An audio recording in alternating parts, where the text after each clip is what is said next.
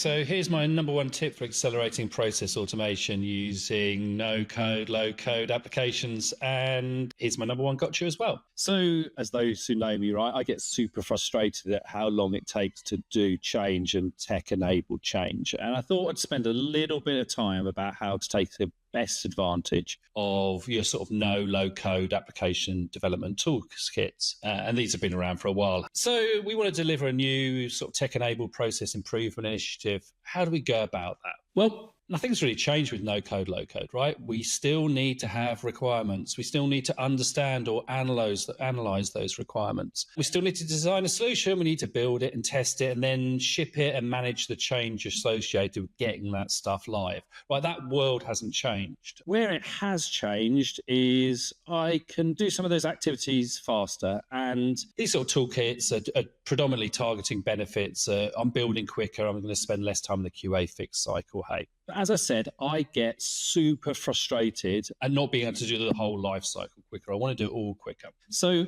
low code, no code still needs proper requirements, and you still need to do design. If you don't have proper requirements, do you know what you're doing? Not really. If you don't do design, I think you become a work nibbler. Now, you look at work nibblers, they do a little bit of work, they get it wrong, they go round a circle, they go round another circle, they're nibbling away at a task, right? If you haven't got proper requirements, you haven't got a design, you're just going to go round and round and round. You will get there in the end, but it takes you a long time to get there. What you need to be is a work chunker. And that's not saying that I need to do classical waterfall, but actually I have an initiative that I want to do. I understand what I need to achieve, the requirements.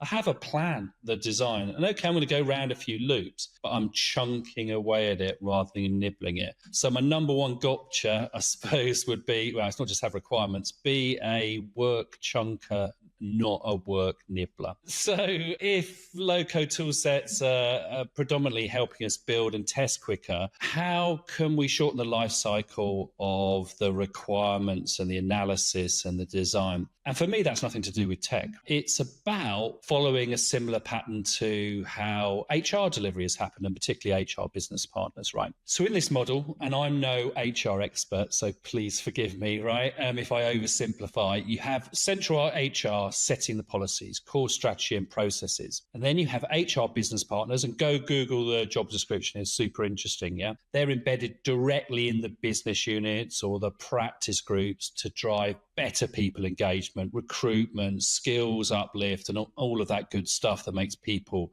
more effective. An HR business partner model is achieving significantly better results than a purely centralized model. Since they're working with that business unit, with that practice group, they understand the people, they understand their objectives, they understand their work style. It's a lot more effective being part of that business unit rather than this centralized function. So I think the low-code development needs to follow exactly the same model. The central function should be the center of excellence, defining standards, providing oversight, and tackling the really hard problems, right? You don't want the people embedded in the business units to be worried about how I'm going to integrate my client matter inception or anything. They should work on the hard problems, common problems, yeah? And then you have the low-code people, and it could just be one person, right? Or it could be one person for multiple practice groups, or for bigger practice groups, it could be a whole pod of people, yeah? Working directly with those leaders, with the SMEs, understanding their needs and working in tandem with the process champions to achieve really